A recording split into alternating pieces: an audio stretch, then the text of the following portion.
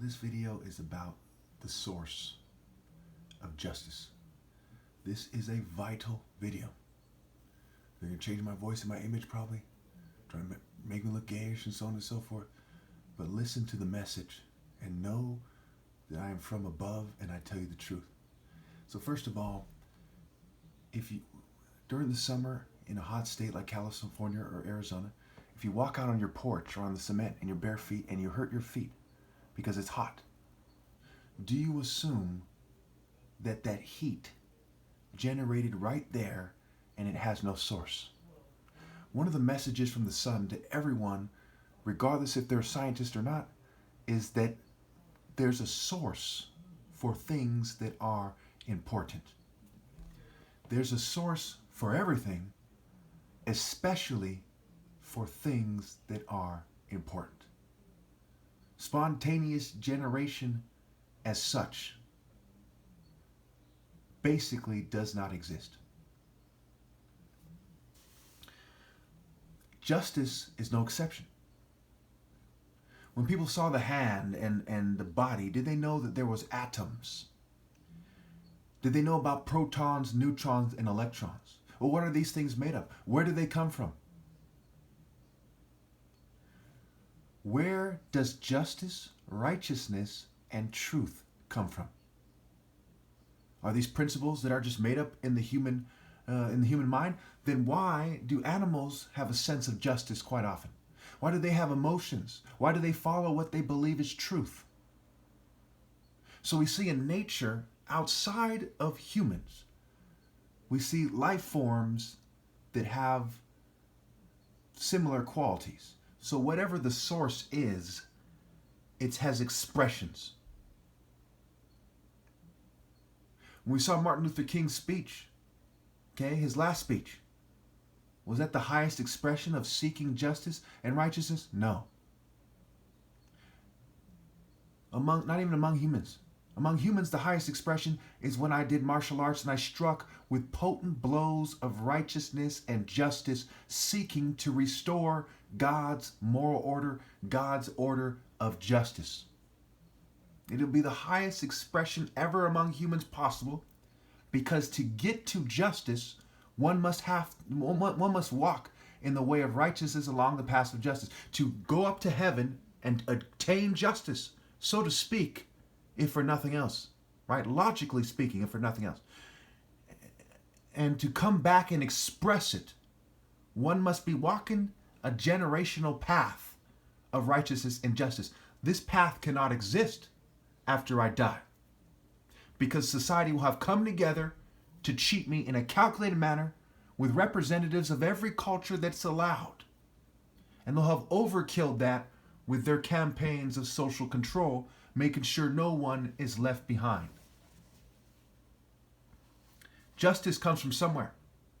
The sunlight comes from the sun, but the sun came from somewhere. Where is its ultimate source? What is powerful enough to have created justice, righteousness, truth, and the first thing that ever was? It must be God. How can anybody who ever lived assume that this thing does not have a source? That there isn't one source? Is there not one sun? Is there not one earth? When we look for the source of sunlight on the earth, is there not one source? Basically, right? One way or another.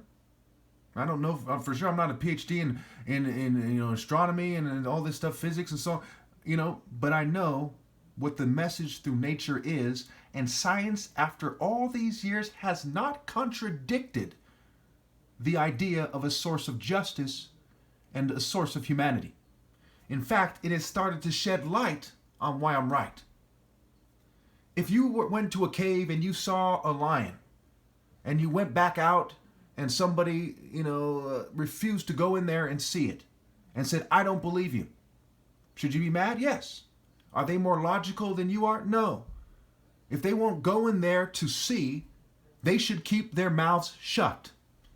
So it is with justice in the divine order. Society said, no, we're going to sabotage them, fume them, and poison them. So we won't allow people a chance to hear them out, to train martial arts with them, to feel the spirit of justice in potent strikes through the top martial arts ever, to see if they can go up to heaven with them and come back down. To make matters worse, in their word drawing, D-R-A-W-I-N-G, you have the word wing. Draw, wing. How do you draw it? You draw it by focusing on it and drawing it in and conveying it. So you focus on justice, righteousness, and universal pinpointed moral precision. Well, I'm being interrupted now, so I'll have to end it right there. Also consider the idea real quickly of missing, and together, to get her.